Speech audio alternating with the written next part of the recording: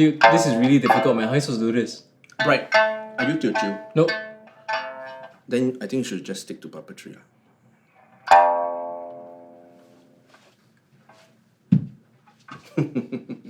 Sorry. Hello, I'm Gildon Choo. I'm a pipa performer, instructor, arts programmer, and as well as a music coordinator at Namhwa Opera. Hello, my name is Bright Ong. I am a performance maker, an actor, as well as a puppetry creative. So in 2017, I actually watched one of your show, which you directed for your students at right. LaSalle. And it's a puppetry show, right? Yes, it was. Yeah, my puppetry students were putting up a show, end of their sem, and Gildon waltzed into the audience. And after which, he very excitedly came up to me and went, "Let's work together." Yep.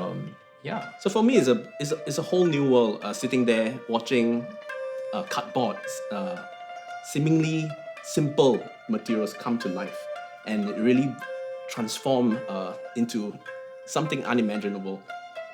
And for me, I do traditional music.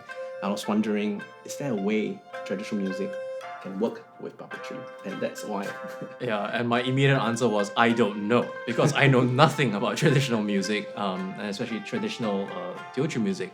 So it only took us, 2 years? 2 years. 2 years to finally get our act together and get this show on the go. So this is what this exhibition is all about. Traditional arts is a shared experience for the communities, and often there are a lot of values and beliefs that are embedded in this art form. And it creates a common language to bring these people together. So that's why I think preserving it is really important. But nowadays, for art form, traditional art forms, the audience tastes are changing. Yeah, and one of the problems that we immediately identified that we would indefinitely run into is the fact that our audience's taste buds are changing with every generation that passes. So, we did the only wise thing that we knew to do, which was to sit down over a cup of tea and brainstorm how can we reimagine the way, our potential audience members can consume, I would say, this sort of traditional music.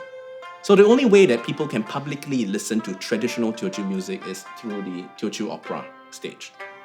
And occasionally procession music, as well as even funerals. So we thought to highlight this because it's really rare for people to just listen to traditional Teochew music. So we took this element out of the Teochew arts, and interestingly enough, there's a lot of stories and folktales behind these pieces. Yeah, I was really interested when Gildon put across to me this idea, or the fact rather, that every Teochew song was written after a fable or a folk tale or a legend. Almost all. Yeah, I'm still learning, evidently. And so we thought about how can we best bring across these tales and reimagine the way that this sound is consumed. So we thought, okay, why not peephole puppetry? Okay, because the way that this style of puppetry performance is consumed tends to be very intimate. It allows the viewer to really hone in on the visuals, but also with the sound that's coming through, because you're sitting there alone or in a pair, watching the entire show by yourself through a tiny peephole with earphones or headphones on, and it really does transport you to a very different world. And we thought, why not use that to bring out the stories that these songs were written after. So we thought, who else best to present this other than the musicians themselves, right? Yes. We wanted it to be a very authentic style of storytelling, and because it was a cross-collaborative work between musicians and the idea of what puppetry is, we thought no better time than now to learn. And they had a little bit of guidance from me directing the show. Just a little bit. Just very little bit.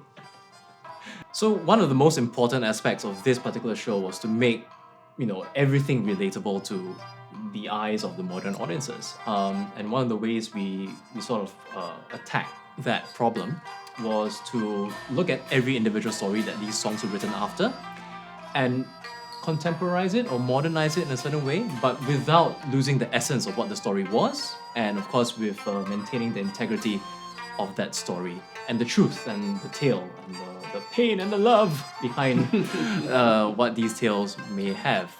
But the hard part, I think, was also sort of learning where in the music to sort of curtail and put into the show. Yeah, I mean that process was quite interesting for you. Because each of this show is a small setup, right?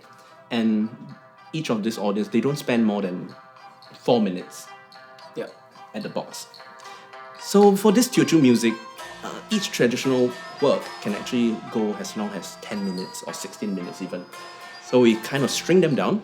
We did not change the essence of the traditional music. We merely string passages and things like that, and then to construct it into like a 3-minute form. Yeah, and then from there, we threw the musicians this new work and to create their own stories. Yeah, I mean, for them, it was really going to the very deep end of the pool, from playing instruments to just becoming puppeteers. And they had a very short amount of time to do so, but well done to them.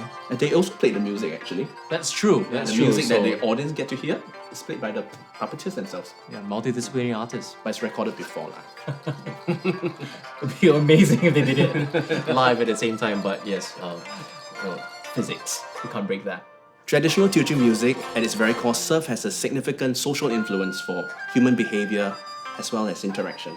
When I was in China, I see people gather just to play music, to have tea, and talk, chit-chat. Oh. Yeah. So this platform also gives them an opportunity to shape, to express and share their values. So one of the most distinctive thing about traditional arts is concerns about material as well as the creative methods used. And unlike modern art, we tend to use more natural substances such as wood to create instruments such as this. Yeah, and keeping in line with that, we had this discussion a couple of times about how our show should look like. And we decided, okay, maybe the puppets, the environment, the scenery, the backdrop should all look like they come from the environment that we live in today.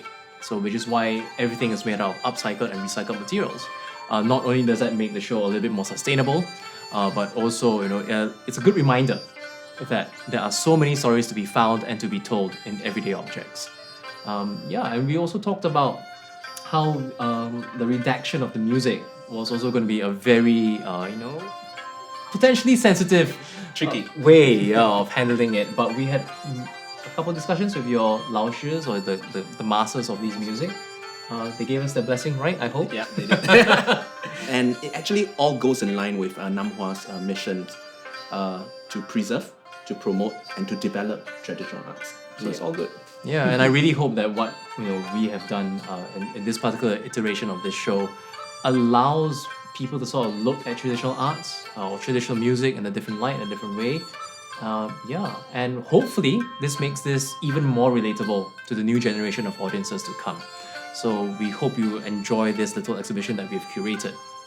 So thank you for coming down to the world of Teochew music.